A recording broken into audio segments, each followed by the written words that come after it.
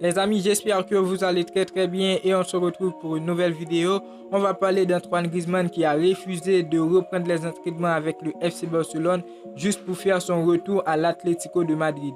Oui, le Français veut rejoindre son ancien club. 2 ans après, alors tout ne s'est pas déroulé comme prévu en Catalogne. Pour moi, je peux dire que son transfert est un échec majeur dans sa carrière puisque en 2019, il était un tournant. Il a tenté le coup mais pas réussi malgré une attitude toujours irréprochable. Alors, il est proche de faire son retour dans le club qui l'a mené au sommet.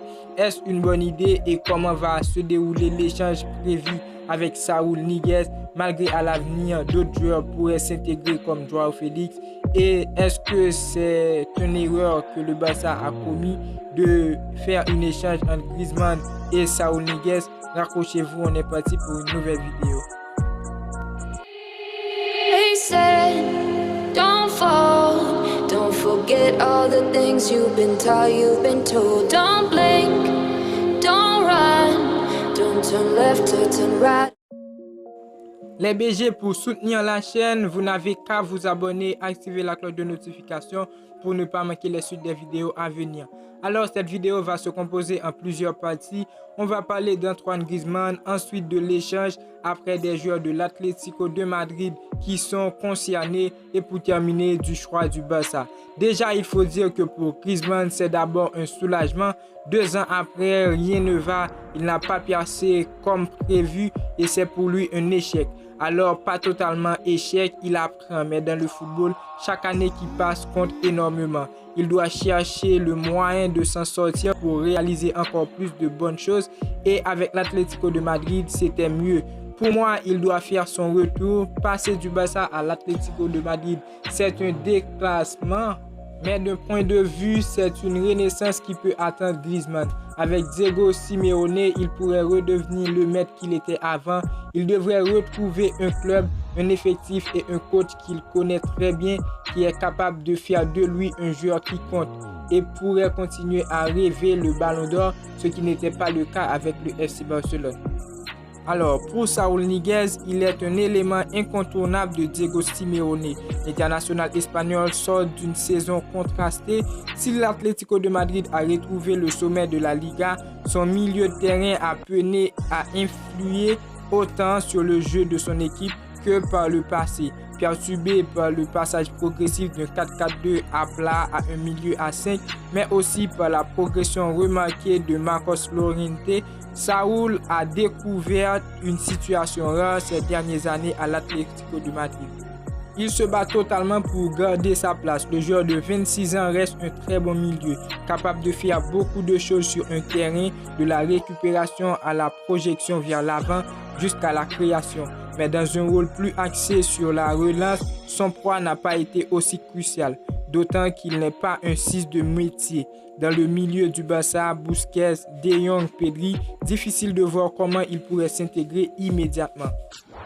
Alors moi je suis pour, il peut venir au Barça, peut-être ça prendra quelques temps pour qu'il soit à l'aise avec l'équipe, mais je suis pour, n'hésitez pas à me dire ce que vous pensez. Pour Joao Félix, c'est l'inconnu de l'équation. Débarqué en grande pompe depuis Benfica 2019, Joao Félix devrait rentrer rapidement dans le costume du chef d'orchestre des Colchoneros. Le costume était trop grand et Simeone pas assez patient.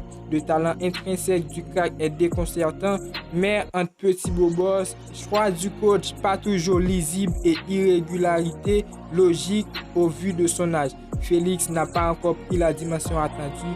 Le retour du boss Griezmann va-t-il faire de lui de grands sacrifiés? Pas sûr si Pep Guardiola continue de le surveiller de près. Le jeune Portugais est encore extrêmement populaire au sein du club Colchoneros où l'on voyait cette 3e saison comme celle à même de lui faire franchir un palier. Une association entre les deux hommes en soutien de Luis Suarez qui se marie parfaitement à leur qualité à tout pour plaire sur le papier, sauf si Simeone en décide autrement, mais un tel alliage à tout pour marcher reste à rester fidèle à une philosophie offensive entrevue en Liga cette saison pour ne pas retomber trop vite dans des schémas passés.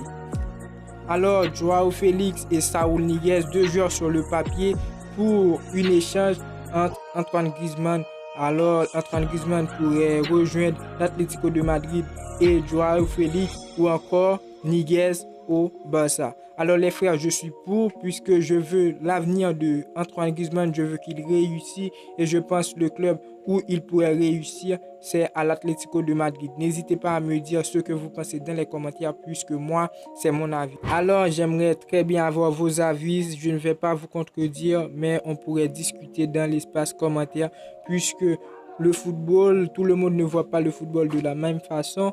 Pour moi, Antoine Griezmann à l'Atlético de Madrid, ça serait plaisir, mais pour vous, ce serait peut-être le contraire.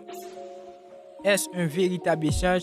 Alors, pour moi, c'est le retour de la bidouille fiscale, déjà appliquée avec la Juventus l'été dernier concernant Miralem Pjanic et Arthur.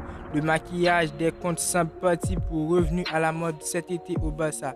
L'idée est simple, les joueurs sont vendus séparément, surévalués si possible, pour permettre de gonfler les chiffres dans les bilans fiscaux et repasser fictivement dans le vert. En Espagne, l'échange sera donc un tour de passe-passe où la Ligue a promis de veiller au grain quant à la juste valorisation des joueurs. Selon la presse catalane, le prix d'Antoine Griezmann serait valorisé aux alentours de 70 millions, soit le coût restant de l'amortissement de son transfert XXL en 2019. 120 millions d'euros plus 20 millions de salaires en 2020-2021. En conséquence, Saúl Ñíguez serait estimé à une hauteur similaire. À croire que l'épisode Luis Suarez n'aura pas suffi, encore une fois, le Barça se débarrasse d'une force vive pour renforcer une concurrence au titre. Cette fois-ci, il récupère un joueur en perte de vitesse dans un secteur où les besoins ne sont pas les plus visibles en contrepartie. Dit comme ça, difficile de crier au coup de génie, mais l'essentiel est allié pour le Barça de par son salaire, sa valeur marchande et son ambition personnelle.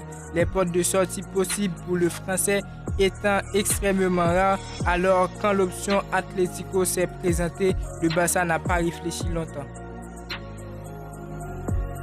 À un poste où Lionel Messi continue de régner dans un effectif dopé par les arrivées de Sergio Agüero et Memphis Depay et le retour de blessure d'Ansu Fati, le profil de Grisou semblait être de trop. Son salaire, surtout, handicapait la marge de manœuvre des Blaugrana et son rendement, jusqu'ici c'est très décevant, n'avait pas franchement de quoi faire regretter son départ.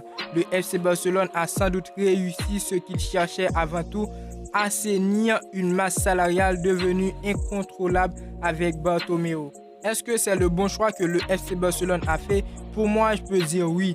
Pour avoir enregistré des nouveaux contrats, des arrivées comme des prolongations, il doit rééquilibrer ses comptes. Lourdement endetté, le club catalan n'a pas les moyens d'encaisser le salaire gargantueux de Lionel Messi sans faire quelques concessions.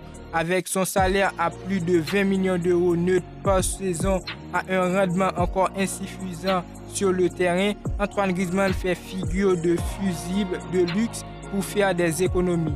Devoir quitter la masse salariale en échange du salaire de Saúl pourrait permettre au Barça d'économiser 12 millions d'euros bruts annuels. Assure la Cadena une somme que le club pourra contrôler pour faire prolonger Lionel Messi. Alors les frères, la vidéo touche à sa fin. C'est tout pour moi. Antoine Griezmann à l'Atlético de Madrid, ça fait du bien. Et Messi pourrait prolonger au FC Barcelone. Alors les frères, n'hésitez pas à me donner vos avis dans les commentaires. Vidéo 8 minutes jusqu'à 9 minutes, ça fait beaucoup plaisir. J'espère qu'elle vous a plu. Si c'est le cas, n'hésitez pas à lâcher vos petits pouces, ce qui fait gravement plaisir. Abonnez-vous, activez la cloche de notification pour ne pas manquer les suites des vidéos à venir. Et moi, je vous dis à très bientôt pour une toute nouvelle vidéo. Ciao, ciao.